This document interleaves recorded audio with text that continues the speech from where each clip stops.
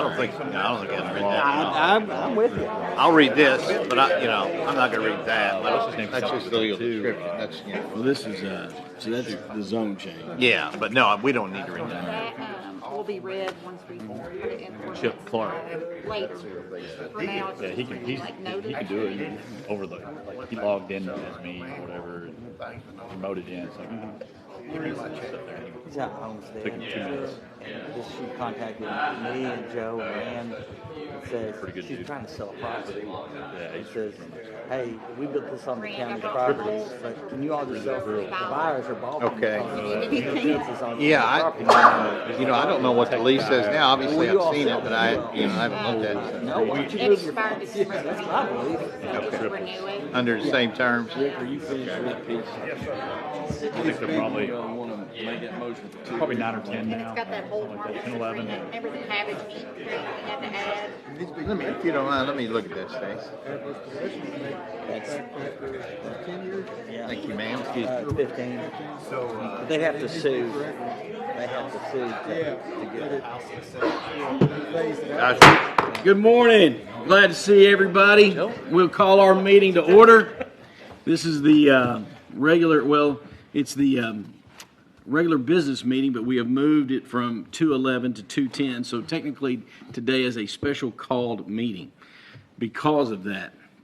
And I would like to ask everyone to join me in the Pledge of Allegiance. Mr. Corman's going to lead us. Pledge with me. I pledge allegiance to the flag of the United States of America and to the republic for which it stands, one nation, under God, indivisible, with liberty and justice for all. Thank you all.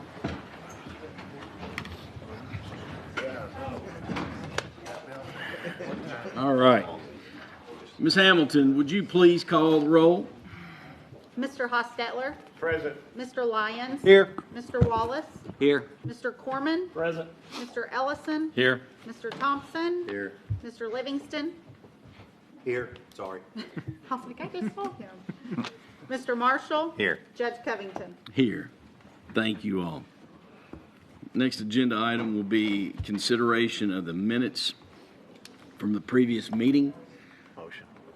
We have a motion from Mr. Rick Hostetler. Second. We have a second from Mr. David Livingston. Just a moment. Any questions or comments? All those in favor, please say aye. Aye. Any opposed? Motion has it. Next, we'll consider the transfers as presented in your packet. Any questions or comments? Most approved. Got a motion from Mr. Alvin Lyons and then a second from Kelly Corman. Any other questions or comments? All those in favor, please say aye. Aye. Any opposed? Motion passes. Then number 6, bills and hand checks. Any questions or comments in regards to those as presented in your packet? Motion for approval. Motion from Dr. Chad Wallace. Second. Second from Rick Hostetler. Any other questions or comments? All those in favor, please say aye. Aye. Any opposed? Motion passes. Let the record reflect that Mr. Chad Wallace and Rebecca Johnson completed their training unit. We'll move down to number 8. Ordinance 22-01, first reading, zone change. And I would just like to state for the record that this is a procedural motion that allows us to move forward to the second reading. At the second reading, both representatives from the applicant and any opposition or the opposition attorney will be allowed 15 minutes to share information related to the record from the planning and zoning hearing. So are there any questions in regards to that from any court member? So just to clarify, Judge, a vote yes is to go on to the second reading, and that's if you vote yes for that procedural motion, that's not necessarily an indication that you're in favor or you're against that it goes on to the second reading, so for a final vote. That would be true. Okay. Any other questions or comments? I'll let Rand take it from here. This is ordinance number 2022-01, an ordinance changing the zoning classification of certain real property containing a total of approximately 3.44 acres plus or minus, located at 1442 through 1446 Del Plain Road in Scott County, Kentucky, from A1 to B1. Whereas the application of Leaf and Barrel Cigar and Bourbon Lounge LLC, whose address is 102 Shelter Drive, Georgetown, Kentucky, 40324, on behalf of property owners Charles and Marcia J. Graves, having been filed with the Georgetown Scott County Planning Commission requesting a zoning classification change to certain real property consisting of approximately 3.44 acres plus or minus, located at or around 1442 through 1446 Del Plain Road in Scott County, Kentucky, as more particularly described in Exhibit A attached here to and incorporated by reference herein from A1 Agriculture to B1 Neighborhood Commercial.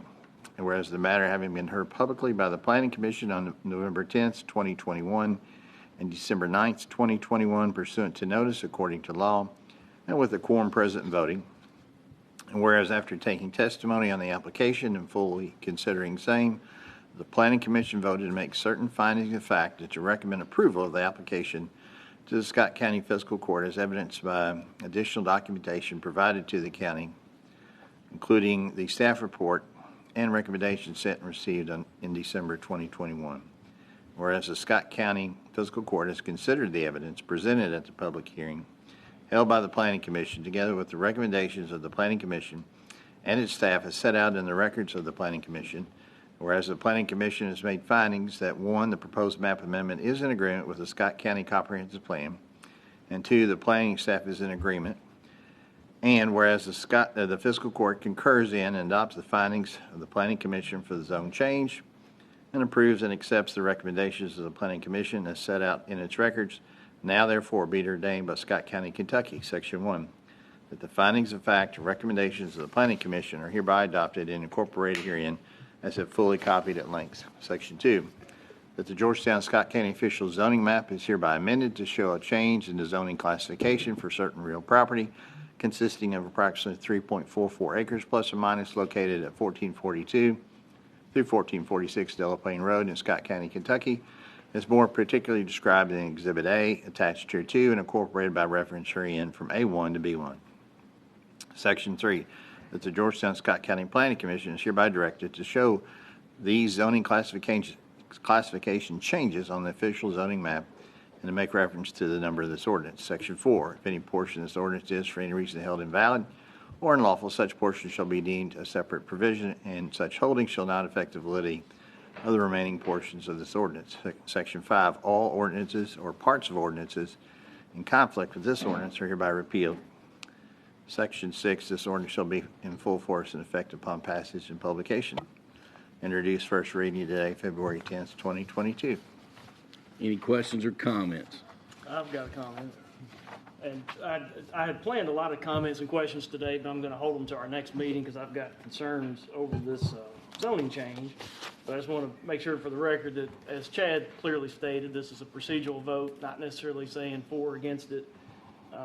But I'll live to see another day and ask the questions I have. So that's a comment I wanted to make.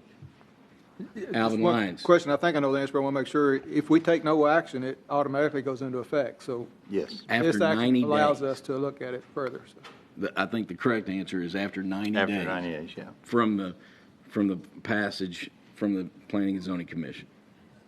That's correct. I thought, I just want to make sure. Any other questions, comments? Based on Alvin's comment, because I'd like to see us take a look at it, I'll make a motion for approval. Yes, sir. I'll Is there second. Second from Dwayne Ellison. Any other questions or comments? All those in favor, please say aye. Aye. Any opposed? Motion passes. We'll move on. Just a second. We'll move on and have a second reading 2 weeks from today at 7 p.m. And we intentionally did that so that to allow for the most people to attend. But just for the record, we will take up the second reading. A representative and both parties have an attorney. The attorney for the applicant will be allowed 15 minutes, and then the attorney for the opposition will be allowed 15 minutes. And then the court can ask any question that pertains to the record for clarification, and then there could be a consideration of a motion if a motion is made. Any other things to add to that for clarification, Rand? We've communicated with those attorneys and told them if they wanted to provide some kind of written argument to do that, to submit it by the 18th, I believe. So if they do that, and I suspect they will, we'll obviously get everybody a copy. And I would encourage that as well. We didn't need a roll call vote, did we? No. For this one? No, sir. Probably next time. Yes, sir. Thank you. Okay. So David Levinson? No, you answered my question. Thank you. All right. Thank you.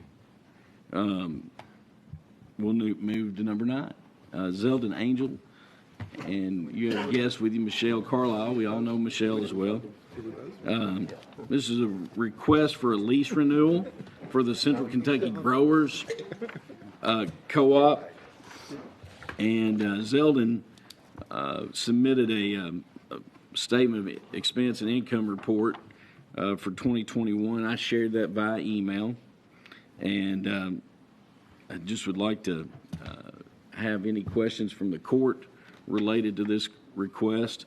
The previous lease was for 4 years, and it expired, I think, The end of this past year. Thank you. So, Thank you. Zeldin, thank you for being here, and Michelle as well. Judge, this is fiscal court members. We just would like to request another 4 years on our lease. I did a brief history. They're passing it around right now of Central Kentucky. We did manage to pick up another grower for 2022 in Scott County, so we estimate that 40% of the spring crop will be grown here in Scott County this time. And I'll take any questions that the board would have at this time, fiscal court members. It's been a while since I looked at this, but I'm trying to remember, was it the Amen House or somebody that used storage space there? Yes, I'll let Michelle talk a little on that. Okay. Too. Sure. I'm just here to kind of echo that partnership that we have. It's going well. We typically lean on it in the fall and winter months. That's when the bulk of our food donations come in. And honestly, things are getting better, guys. This year would have been another year that the high school food drives would have been more that we could have handled if we didn't have a partner to take and warehouse that food. So we have food in their building right now, and that partnership is going really, really well. I would echo that they exceeded our expectations during the pandemic. So yes, we have space, and that partnership is beautiful. But I got a call from Zeldin, literally in the middle of all of the tractor trailers that we were bringing in here. A lot of those opportunities came through God's Pantry directed to us. But one specific that he found out about and brought and connected with brought over 40,000 pounds of food into Scott County. And it was just him being aware of something that I would have never known was possible, giving me a phone call and saying, hey, I think we can facilitate this. And they did have to facilitate it. Literally, the food arrived before we were ready to distribute it. They put it in their warehouse. They moved it around. And not to say bad things about the food that came, but we had one tractor trailer that was delivered subpar, had nothing to do with them. It was just the distribution company that brought it to the growers building. But his team stood side by side with us in the middle of compost, trying to salvage what could be given to Scott County residents and what just needed to be composted. They took care of all of the compost after it, and just worked above and beyond to bring food into Scott County. So I would be amiss if I didn't tell you guys about that. Thanks. Well, I teed that one up. Yeah. Did y'all talk before the meeting? I want to ask one question. So that's great. I'm glad to hear that. Rick? I'm just wondering, you said the local, well, any of the growers for that matter, but especially the local growers, and I'm glad to hear another one's come on board. Is that what you said? Jacob Sharp and Homegrown Direct has come on board with us. Is he out? He's out on King Ryan. Yeah, I think I know who you're talking about. I was just wondering, what kind of crops are they? It's still mainly cabbage. We're still just mainly cabbage. We're moving a little kale through and some pumpkins too. But the main crop right now is cabbage. We cleaned out the back building. I know there was some concerns from one of the board members, I think maybe you, Chad, about Yeah. the back building. Yeah. And in the spring, we cleaned everything out. I don't know if you've been in there lately. Uh-uh. All that old equipment is gone and out of there. We still have some stuff, some cooling equipment around back to salvage, but the back building is 90% cleaned out. Amen House is storing a walk-in cooler back there. Great. And there's a few more things, but the back building has been cleaned up significantly. Thank you. Is that walk-in cooler operational? No, it's just in storage. If they need a cooler, they can use ours. We'll turn a big cooler on. They have one that somebody donated to them, and then they needed somewhere to store it, and it's on pallets. It just hasn't been erected yet. Thank you. Any other questions? Zeldin, you are still president of the Growers Association, so you'll sign for them. Yes. And you all still have the same relationship with Cabbage Inc., is that right? Yes. Looks like they signed a hold harmless last time, so Yes. we'll have them do that again. Do you know, is Logan Markham still the person that would sign for them? Yes. Yeah, he's still their vice president of field operations. Okay, thank you. The equipment, I might add, the equipment that you see sitting out front, all that equipment, that belongs to Cabbage Inc. That's their backing tube. So the only thing we might do, with the board's permission, we might put an awning up over that, because that's a $350,000 piece of equipment, and the weather's starting to affect it, and we might build an awning over it. Fiscal court does not have any objection if we can get a permit. Just metal? Yeah, just something to Yeah. judge, just to put a roof over top of it. There's a lot of electronics, there's a computer in that, and we're just trying to get it sheltered out of the weather. So the terms haven't changed, everything's the same. Your request would be for the similar terms? Yes. Only concern I had, Judge, was if there's any comes to a time when you all do not want us there and we need to move, is there any way we can get like a year's notice? Because, I mean, there's a lot of cooling equipment there, and to pick all that up and move it within like 30 days would be pretty tough. If any time that the fiscal court would like us to leave, if you could give us a year's notice that it's time for us to go, unless we violate the terms of the lease. I don't mind considering a longer notice to sever the agreement. Right. I mean, right now, is it 30 days? The way I'm reading it, Rand, isn't it like a day? Well, I'm trying to find it here. I haven't found it yet. Wow. I think look on paragraph 4. On Four? line, Okay. On line 4. Maybe I'm interpreting that wrong. The original lease in 99 said that we would always have a year, but somehow that got left out over a period of time since it's been redone. Yeah, all that's saying is once the lease is over, like you're Okay. out immediately. So I don't think that addresses your question, but we can certainly add something that says we had to give you so much notice before we. Well, we just if it's time for us to move on, and you all need to do something with other buildings, we just need to develop an exit strategy, and that would be hard to do in 15 or 20 days. I would agree. With the court's permission. Rick? Judge, and I'm glad, Mr. Zeldin, you're here and giving us all this background and information and the Amen House. Kind of changes my mind. I was of a mindset to ask for a 2-year agreement, but if we're going to incorporate a 1-year period, which sounds reasonable to me, I don't know what the other guys think, but if we're going to incorporate that, it sounds very reasonable. Then if we stuck with the 4-year agreement, I think I'd be okay with that, because if something comes up and we give them I don't know what would come up, if anything, but something could, we don't know, and that property might be needed for something else. Anyhow, I would be okay with the 4-year lease. I was originally going to suggest a 2-year lease, but if we can incorporate, however that should be termed, Rand, about giving them much more time. Yeah. 6 months, a year.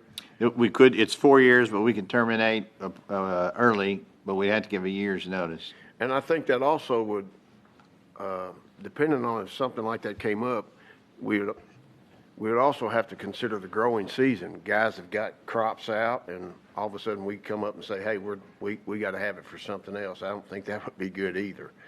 So, and I think a year's notice is going to give all parties involved opportunity to do the right thing. So Notice should be done, completed, at least by the end of January for the next year. What you're saying, that way Right. you would avoid being in the middle of any harvest or such, and that protects them. And One other comment, it's not about the lease itself, but just a thought, and maybe Mr. Angel, if you've got an idea, because the judge and I talked earlier this morning about how we could promote it, maybe from the court standpoint, because I did like hearing that another Scott County farmer has come on board and is going to get access to it, and I hope they're successful. That's what it's all about. But we'd like to promote it even more if we can. I don't know what that would look like. Maybe you could help us. We have reached out to Extension in Clark County, and he put out several emails several years in a row, and we had this discussion in 2018, and we've got very little to no response from the surrounding counties, but we had our Extension agent send out notices to the other Extension agents if there was anybody that wanted to come on board. The biggest problem now is the food safety aspect of it. The food safety aspect and the paperwork involved is turned into a nightmare. We spend more time doing food safety paperwork and inspections and audits than I feel like we spend time in the field. But Alvin will probably tell you with farming now, it seems like farming's more about paperwork than it is about growing stuff. And that's the biggest obstacle when you drop a pile of paperwork on a guy and say, this is what you've got to do to incorporate into the program. And it's a challenge. I had to work with Jacob to really talk to him to get him to come on board to do it. And we're going to have to really work with him to get him through the process because of the audit process to get a crop. Most crops now like this have to be audited to be sold to a lot of national companies. Cabbage Inc. sells our stuff to a wide variety of national companies, but they all demand a food safety audit that has to be done yearly, and the cost on it's pretty significant. So that's the drawback to like a guy having an acre when all of a sudden he's looking at bringing in USDA to do a $2,300 audit. It's hard to justify, and that's the biggest problem we've had. And most of the farmers that don't want to do paperwork, they want to get out and get on the tractor and do stuff, and they don't want to sit and hour after hour doing paperwork. And that's the biggest obstacle we've had is the paperwork side. If we could figure out how to get past that, that would be great. But the food safety side's not going away. If anything, it's going to get worse. Is there somebody out there that can guide those guys through that? Or? Yeah, Cabbage Inc. works with them, and I work with them too because we've been doing audits at the cooler since 2008, so we have a good handle on it. Well, I don't say we have a good handle, but we have a lot of experience with it. Right. Because it's constantly changing. Every year there's more changes. But we try to work with new guys if new guys want to come on board and try it. But like I said, the cost is the biggest part. Gotcha. Zeldin, this calls for you all to carry liability insurance. Do you know off the top of your head what the amount is? If you don't, no, it's through Farm Bureau, and I did not bring that. Can you just let me know? Yeah, I sure can. Okay, thank you. I have a copy of it. I'll share. Oh, okay, thank you. Thank you, Stacy. Any other questions or comments? Just one, you got most of my questions to the discussion, but your relationship with Cabbage Inc., is it a long-term, do you have to make a long-term commitment to them? No, or sir. is it just, It's yearly. yearly? Okay. What they usually do, they put their growing program goes from Florida, Georgia, Kentucky, Ohio, Michigan, into New York. And they plug everybody in, and they kind of tell you up front what they need from you, okay, and what their minimum they will take. Okay. And so they kind of plug you in and say, hey, look, we'll take 70, we'll take 80 loads, and if they need more, they'll take it. But if they commit to something, like last year, we had an overage of red cabbage, and they paid for 10 acres in the field. We never harvested. It was destroyed in the field, and they said, we told you to grow it, and we destroyed it in the field, and they paid for the crop without even harvesting it, just because they had too much. They're probably, since I've been growing since 2000, and they're probably the only one of the few vegetable companies I've ever worked with that did what they said they would do. 99% of them won't, but I've never had them back up and tell us something different, and we've been working with them off and on since 2008. Judge, I'll make a motion that we renew on a four-year term, maybe with some language change if it's needed on the year advance notice. I don't know how that needs to be worded. Either partner can cancel the terms of the agreement, but it has to be done with a 1 year's notice and needs to be done by the end of January for the next year. That will work, Judge. Does that make sense? Yes, sir. So would that be your motion? Yes, sir. I'll second that. Second from Alvin Lyons. Any other questions or comments? All those in favor, please say aye. Aye. Any opposed? Motion passes. Thank you, Judge, Fiscal Thank Court you. members. No, thank you. Michelle, as always, good to see you. Just one other comment. Yes, sir. If- Alvin has one other comment. If you have potential new growers, and I know you work with Extension, but possibly they could have a class to help those new people figure out this paperwork mess. I know it's a chore, but just keep that in mind. If you do have potential new growers, especially if you get more than one, see if Extension can help. University of Kentucky does what they call a business program. Yeah. You're familiar with, and they bring in, they do a workshop, Yeah, an all-day, that's- 8-hour workshop to get everybody up to speed on the food safety side. And maybe that's something we could help with. Well, Get- I was going to ask, perhaps we could reach out to Allison Johnson at the Extension office and discuss the need, and then see if she could help us. That'd be an avenue too. So, we'll Jerry, we put that on your list. Thank you. Very good. Thank you all. With that said, we will move to number 10, EMS grant application. Corey, are you going to present that information, or Jeff? Or Chris is online. Yeah, good morning, Judge, Magistrates. Chris. Can you all hear me? Can you hear me us? okay? I can. Can you hear me? I hear him in there. I don't hear nothing. Yeah, he's talking. Can you hear me? We're having a little technical difficulty. We need to be able to hear Chris from the Zoom.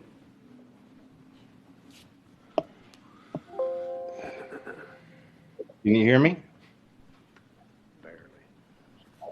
Barely? Is there something I need to adjust on my end? You're a little better now. I think it's our end, Chris. I don't know if the speakers now I'm hearing. Now, Chris, try. Hey, now? Okay, good morning, Judge, Magistrates. Sorry I couldn't be with you in person this morning. You got me? We got you and we can hear you. Okay, so we would like to request permission to apply for a Rural Emergency Medical Services Training Grant.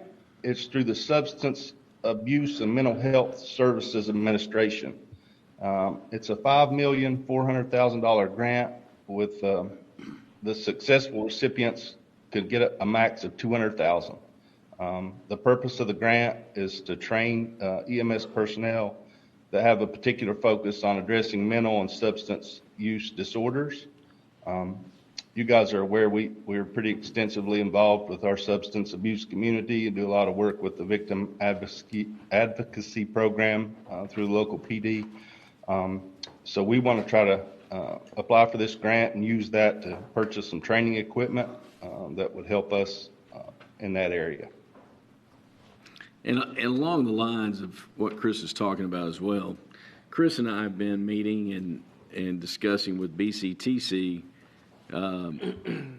how we could move forward with our own training program and certification program for paramedics. Chris, do you want to add anything to that as well? Well, we're still pursuing that. I think we have a meeting set up later this month with those folks to see where we're at. We ran into some obstacles along the way that we didn't really foresee through the state and trying to get a training center set up locally for the local branch of BCTC.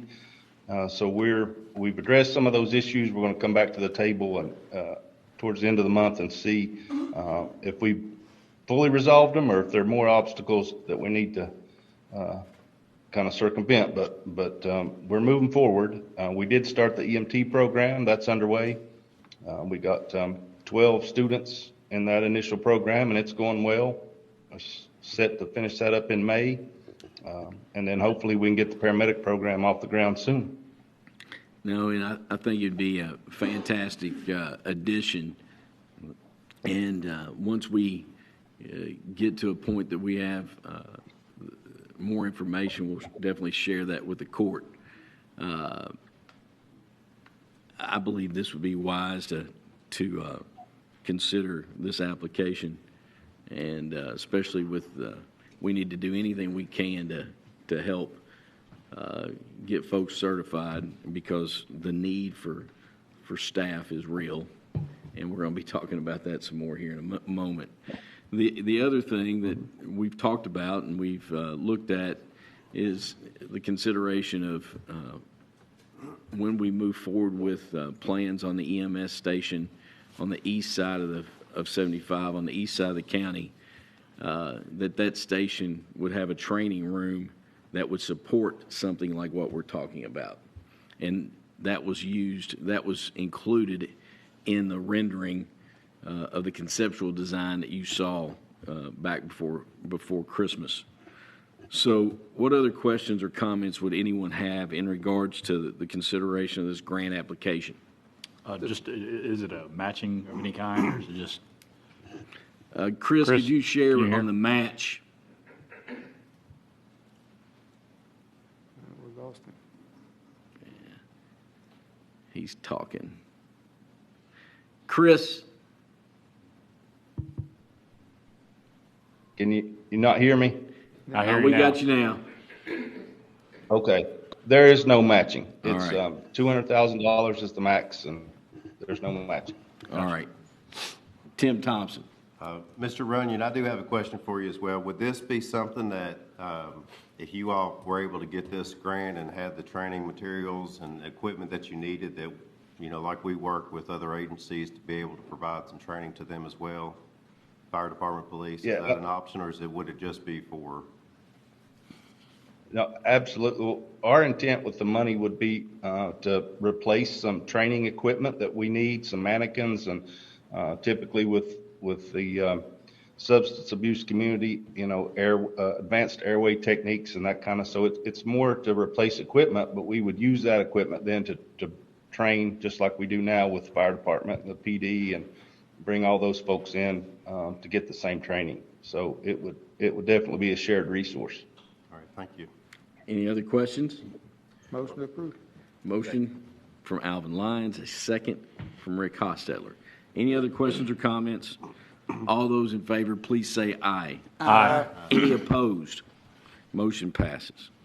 Number 11, EMS new hire, and we'll call on Jeff Mudrack to communicate.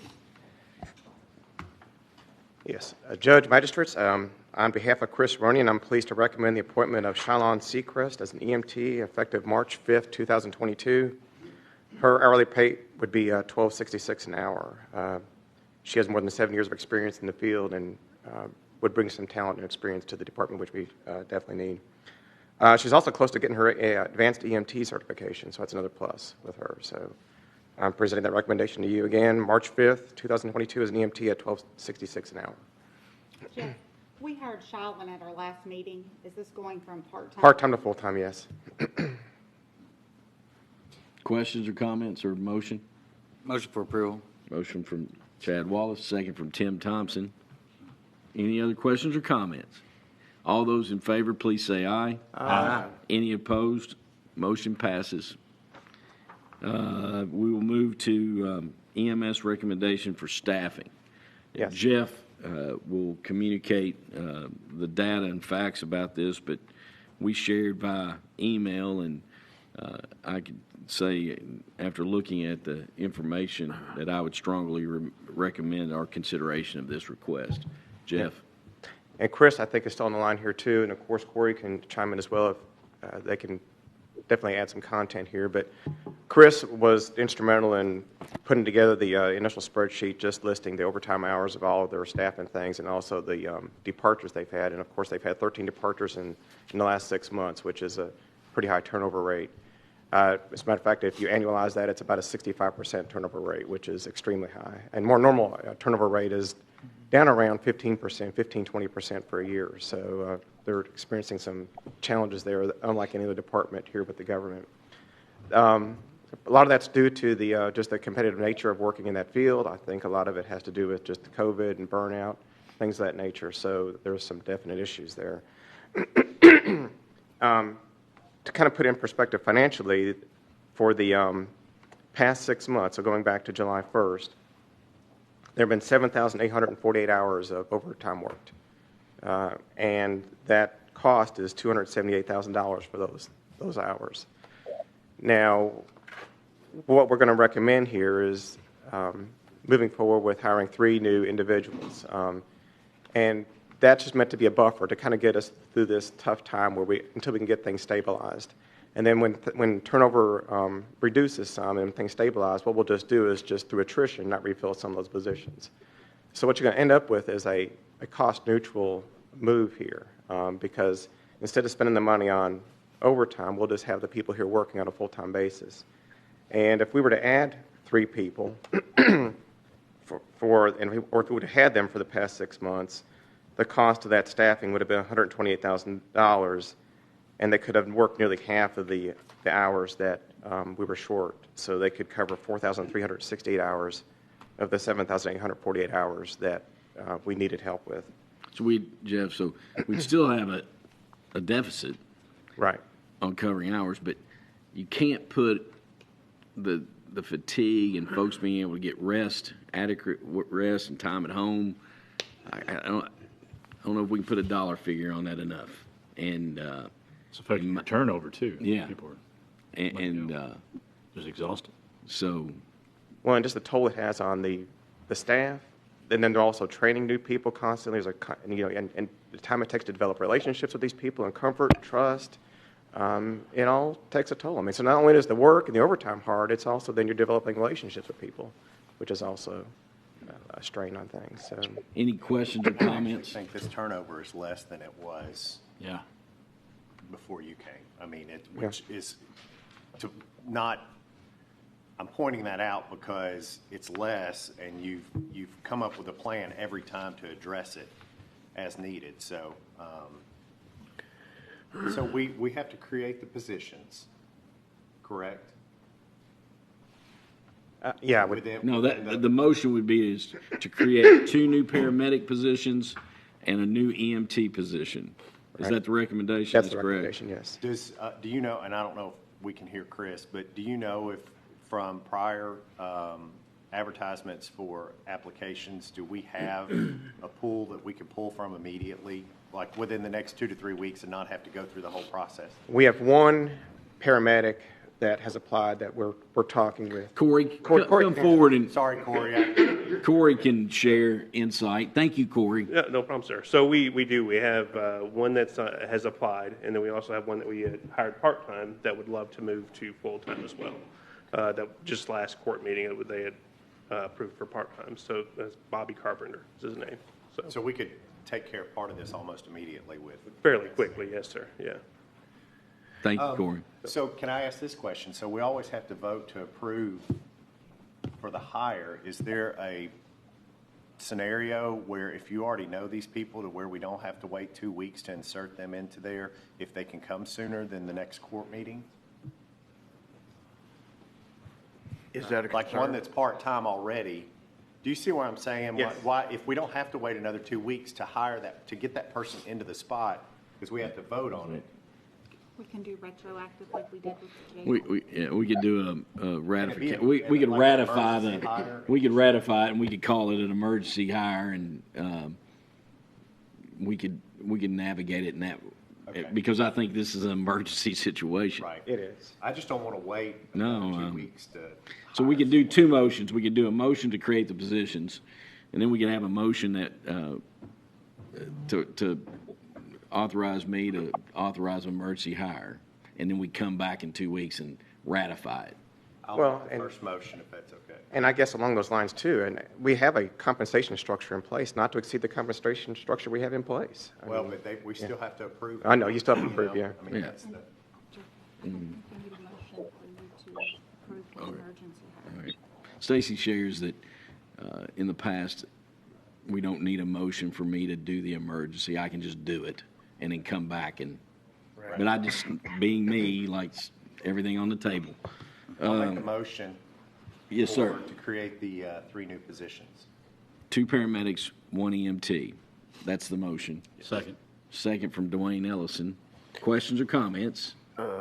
It's kind of related, but not to the motion. But I was just wondering, 3 years ago, we did the education piece where is anybody participating in that, or?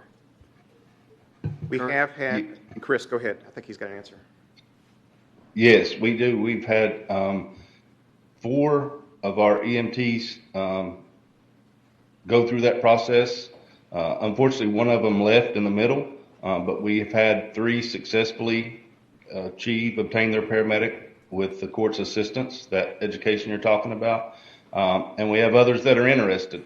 The issue now has become finding paramedic programs.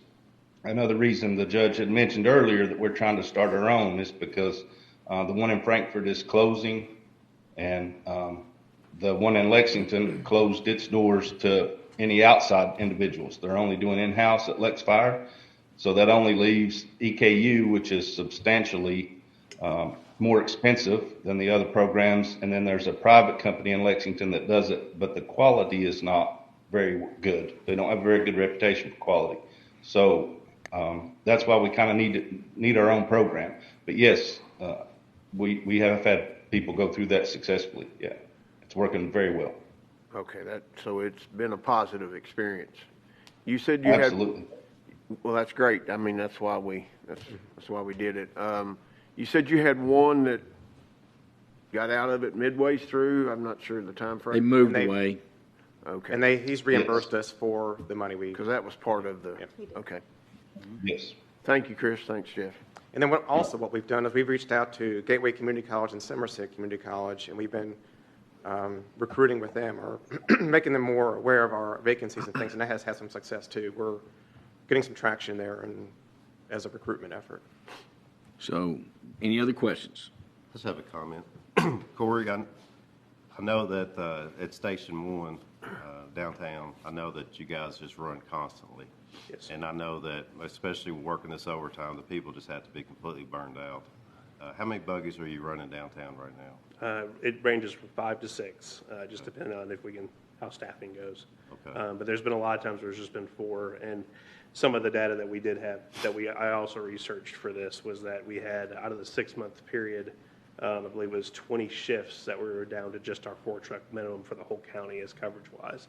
So that is significant and really does work our crews very hard when they're down to 4 trucks when they're normally at 5 or possibly 6. So it does. It puts a strain. And big time.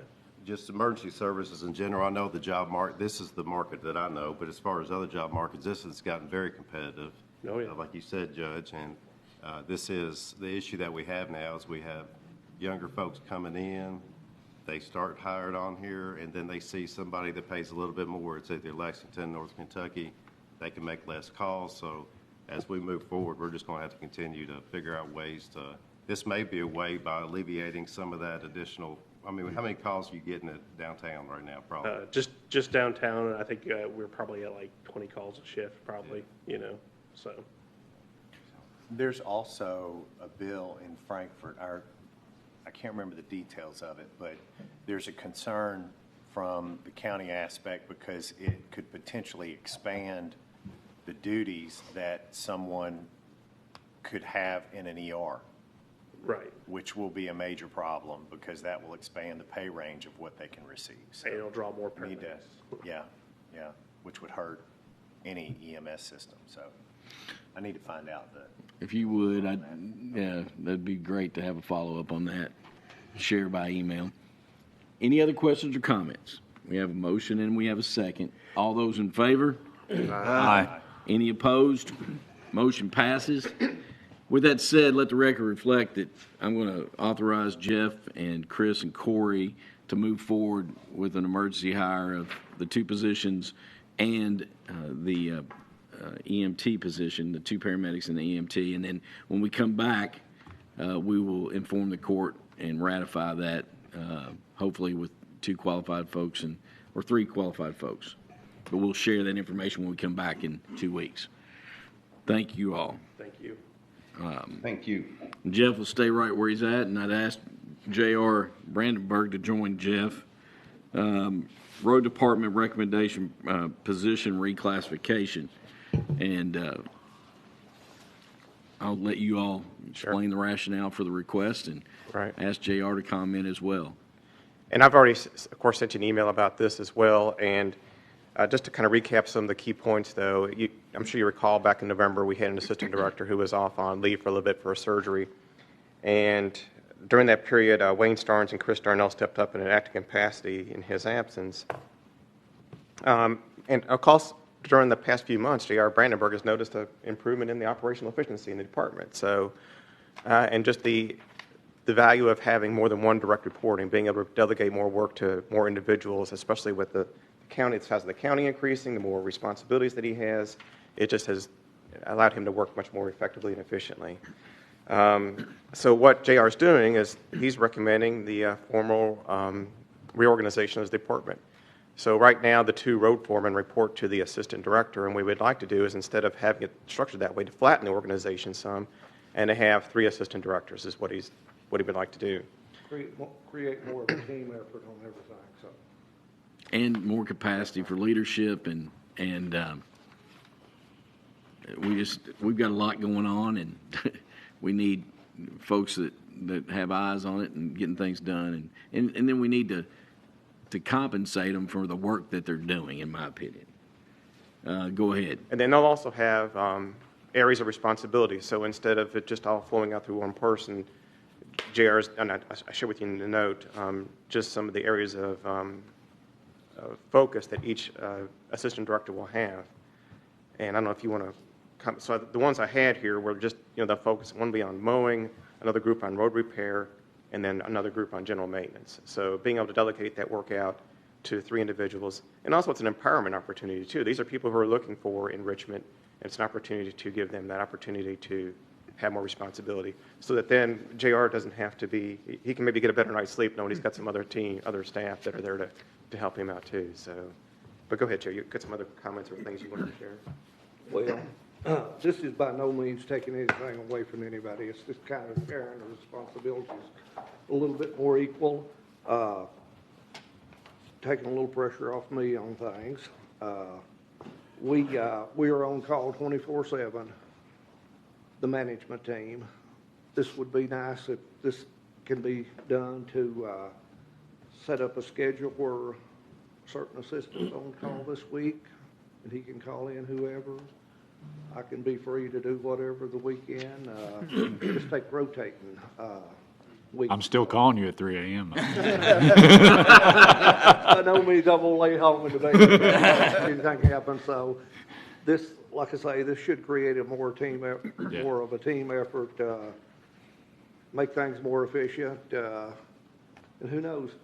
Don't want no bumps in the road. 2 years down the road, y'all might want to send me to old friends. It's not going to be that easy, JR. We just want things to go smoother, and there's no issues with anybody that's involved in this about this happening. I think it's recognizing 2 people that stepped up and really shined in a. Anyone have any questions or comments? I'm sorry, just real quick question. Yeah, go for it. I think it was last meeting or the workshop, we talked about potentially creating positions with cleanup crews on the road, possibly with a grant through the city and county. If we, what is it, Well, we have a standing litter abatement grant that we have access to and the city has access to. I've spoken to the mayor. The mayor is interested in having, he's got public works staff that he wants to assign to their job would be inside the city limits litter abatement, and that's all they would do. What we would do is if we added 2, that would be their job, and they would answer to one of these folks. One of these directors would. And Jared and I've talked to the mayor, and the mayor wanted to coordinate with Arlene because Arlene is the one that gets all the calls about the litter. So in the conversation with the mayor, 2 people is a struggle sometimes, because if you're on a road, you need traffic control for safety. And we could call on our sheriff's department some, but if you had a day a week or a couple days just as needed, that the city and the county teams could collaborate and work together, whether it be in the city or out on a county road or state road for that matter, just getting Scott County the litter addressed. I think that was the thought process, and we have a great line of communication, and if we had hot spots, they could collaborate. You're going to hear on West Main Extended.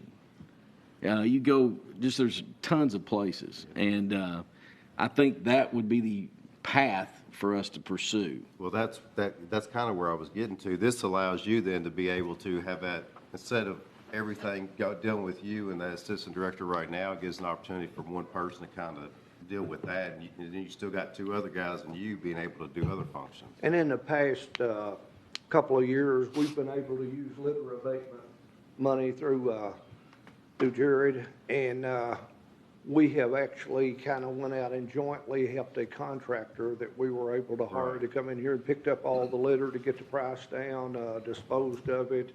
We did city roads, we did state roads, we did county roads, and that worked out pretty good too. So we've been involved in this for quite a while. And any kind of construction debris, which is quite often dumped out in the county, we go out and clean it up also. Just got a call this morning that somebody got in the back of a truck and rolled out possibly 100 tires along Gaines Road while they were riding along. It stretches out probably 2 miles, and yeah, my point is just, this gives up an opportunity for somebody to kind of deal with that instead of you having to juggle everything. Absolutely. But to add to it, Swartz Contracting still plan on coming in here before they start mowing. Absolutely. So we'll have another blitz on every mile, like on 200 plus miles. We should have enough money for flies. Yeah. So my plan would be to still do those biannual blitzes, but still have staff that was their job, to take care of litter and litter abatement. And like out there on across from Payne's Landing, somebody just threw out 2 tires just right there next to the road. It would give us the staff that we need to be able to address that and make Georgetown and Scott County a cleaner place to live. So, did we have a motion? Didn't we? No, we didn't have a motion. I'll make a motion. Motion from Dwayne Ellison. Is there a second? Second. This is. Second from Rick. Comments, Rick? Yeah. So this is for The reclassification. for two employees, right? Same two. Yeah. Yes. Right. Just clarifying that. Yeah. All right, so we have a motion, we have a second. Any other questions or comments? All those in favor, please say aye. Aye. Any opposed? Motion passes. Thank you, JR, for all your team does. Thank y'all. Thanks, Jeff. Thank you, Judge, there is one other comment, and since the jailer's here, I may put him on the spot, but I know we've had conversations in the past because he's used his staff to. A special call meeting. Sorry. Well, with the same issue, but my bad. We can talk afterwards. Thank you, Stacy. We can talk afterwards. Thank you, Stacy. The next is emergency closure policy that we discussed last week. We shared this via email. It's pretty much a copy of other agencies, state agencies and cities. It just puts it in the, it puts it on paper. And I'll let Jeff take it from here. And basically, you're absolutely right. What we're just doing is memorializing what our actual operating procedure. So this is just to formalize that. So basically what it does, it gets into, that all non-essential employees scheduled to work that day will be paid for the number of hours that they were scheduled to work. And they'll also, if we open late or close early, those will still be compensated work hours. Now, what's also important is that, I'm just guessing, but about 90% of our staff here is essential. So this doesn't apply to too many of our people. But mainly it's going to be positions like the county clerk's office, animal control, and perhaps some other clerical and admin assistant type positions. So in this consideration of this policy, Jeff is currently working on several updates from top to bottom. You want to share about that on the I am just a complete rewrite of the entire handbook, just looking through every single policy, looking at enhancing some policies. Matter of fact, I just talked with Cam about working on that here before long. So we'll bring this change back to the court with those other changes to approve holistically in the future. So what questions or comments? Motion to approve. Motion from Alvin Lyons. Second from Kelly Corman. Any other questions or comments? All those in favor, please say aye. Aye. Any opposed? Motion passes. With that said, I have no other items on our agenda, and as I said before we started the meeting, because we moved the date, it's a special called meeting, you can't have new business, and Motion to adjourn. have a motion from Nick Costello to adjourn. Is there a second? Second. A second from Kelly Corrin. All those in favor, please say aye. Aye. We are adjourned. Thank you all. You give that to Stacy. Ever Yes. seen Rick that anxious to get up? Yeah. I'll give you everything I got. He's not allowed to say anything about the You must wrap have, you must have a dinner, a luncheon or something. Can I take this lease, Stace? Can I make you a copy of it? Yeah, I'm coming down. Coming up? Yeah. Let me do that.